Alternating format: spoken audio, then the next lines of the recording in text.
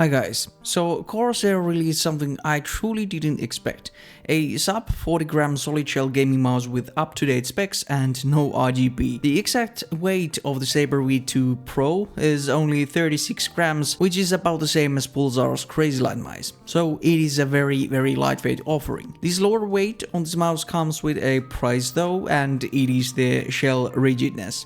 I'm sure you've seen the images of cracked humps and like centimeters of flex on the hump with the slightest of presses, but let me tell you, it is not that bad. Yes, the shell feels quite thin all around and you can get it bent with applying force, but you know, with normal use you won't be facing any problems. And currently I'm pressing quite hard on the hump and yeah, I feel I can make it flex, but you know, it's really not that bad. For example, to get the hump bent inwards a lot, you need to put a lot of point-like pressure on the weakest spot here. And personally, I don't grip my mouse like that, and I don't have an extra finger on the middle of my palm that would do that in actual use. So yeah, while the shell thinness is really perceivable and the rigidness is not at all comparable to, for example, Pulsar's Crazy Light series, unless you are a very heavy-handed player, the QC is just fine, like you won't be having any problems. This mouse comes in two different colorways, black with a yellow accent on the scroll wheel and this white one with the gray scroll wheel. The shell doesn't have any sort of meaningful coating to save some weight, I assume, but it's quite okay matte plastic that for me works fine without grips.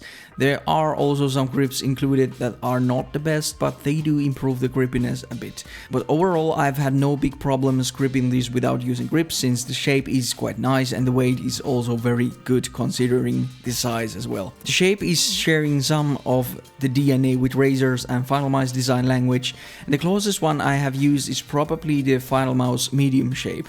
They have a similar front flare and middle hump, and they are lengthwise very similar, with the Sabre being only slightly shorter. But the Corsair is slightly higher profile and a tiny bit narrower. I actually really like this shape and seem to perform really well with it, even though there are some shortcomings elsewhere that I am gonna talk about soon.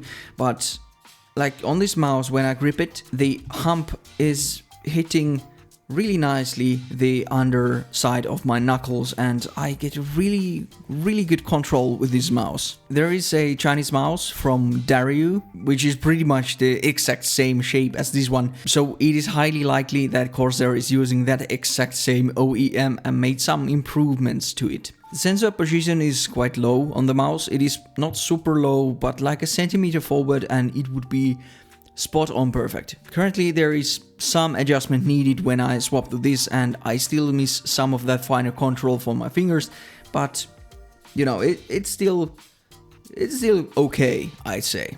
The main buttons are using their own mechanical switch that is quite light overall, but they are tuned quite nicely considering the main buttons are made from a pretty thin plastic as well, resulting in a softer button press overall. There is a tiny bit of pre and post travel, but it's kinda needed here, since the clicks would most likely be too light without them.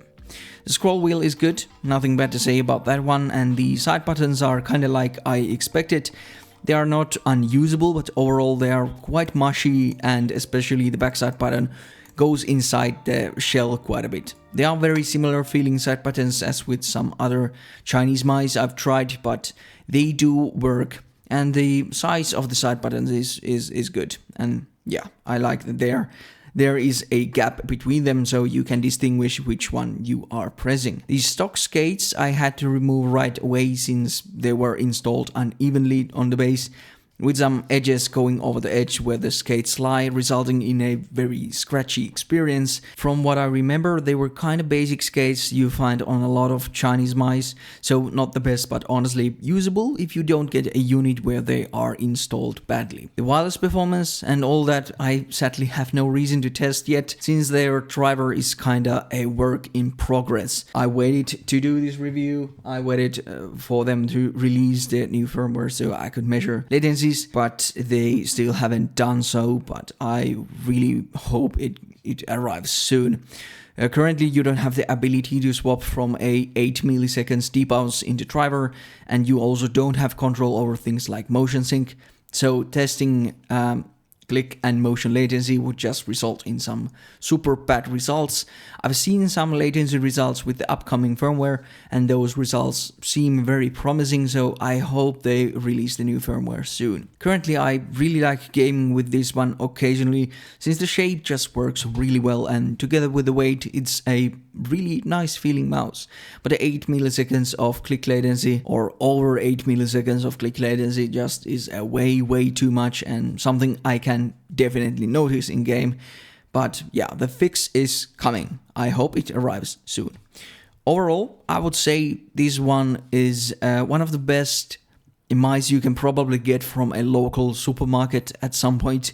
And the price point at $100 is kind of reasonable. I would love to see it going at like $60 to $80 range, but that is just wishful thinking.